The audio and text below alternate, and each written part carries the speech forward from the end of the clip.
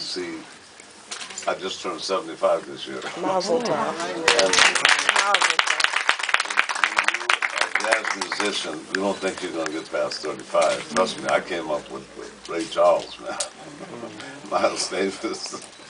Guys didn't talk about getting old age, you know. I don't consider it old age. I feel 25. It's all your thoughts become who you are. But when you see 75 years of your life packaged in a book of 150 pages or so, that's 2 pages a year. I know I was busier than that. Still am.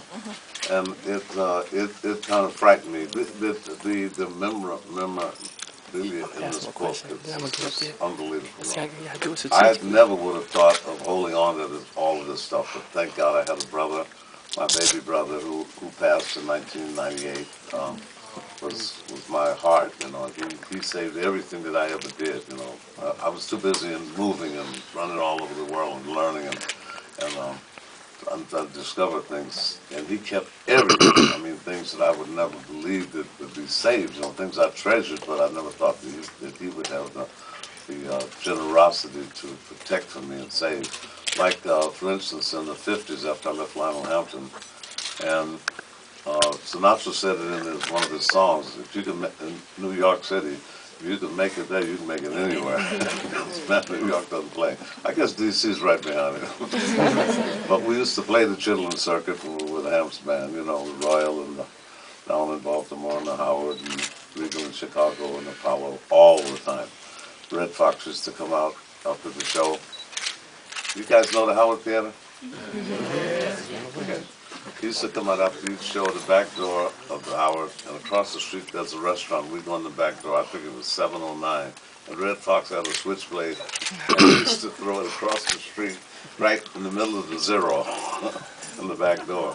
And we had a time that is probably hard for you to even imagine, traveling on a band bus 700 miles every night, you know, especially to the South, which was absolutely, you can't believe what it was like then. I was in Dallas for a lecture about a month ago at SMU, and my mind ran back to 1951, the first time we went there. And the union, the musicians union, AFM, has a rule that you only can travel 700 miles a night. And our lives, we lived on a band bus. That was the whole life of all of America was that, white and black bands, you know, all over the country. And we had a white bus driver so we could eat in the South, you know, because it was a white and colored fountains and waiting rooms and hotels and everything. That's the way it was, you know. So we looked for a place to eat after we'd finished the dance. At that time, Lionel Hampton's band was bigger than Count Basie, Duke Ellington, and Louis Armstrong. I mean, he was really one of the first, he and Louis Jordan, the first rhythm and blues bands, you know, because Hamp went for the throat every night, and we had you jumping off the ceiling. And he also had the best jazz musicians in the world in the band.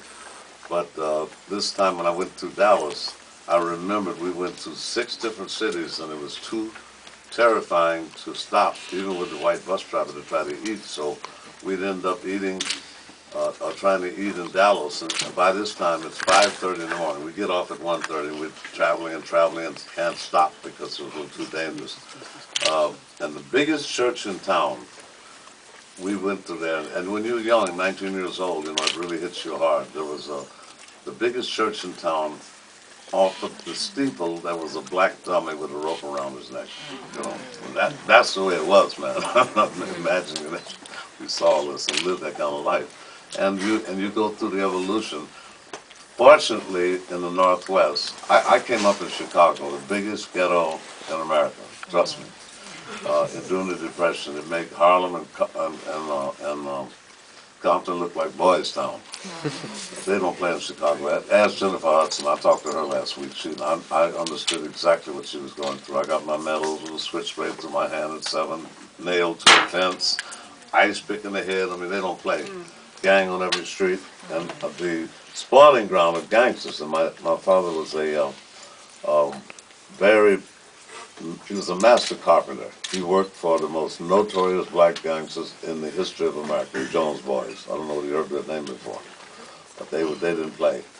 They invented the policy racket, so they started the first black businesses, the 5 and dime stores, and they referred to them as the V's and X's, Roman numerals.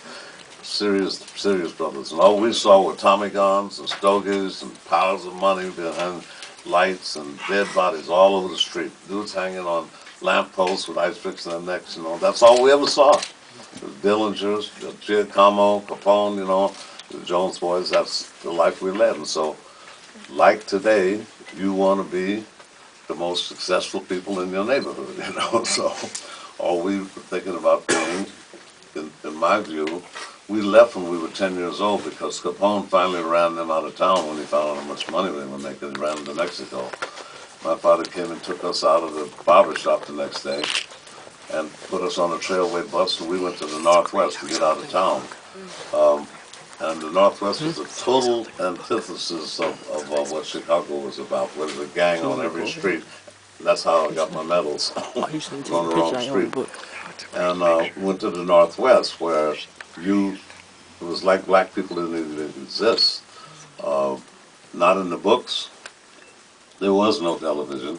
On radio it was Beulah and Rochester and all that stuff. So we had to make up our own mind. They didn't have P. Diddy and Russell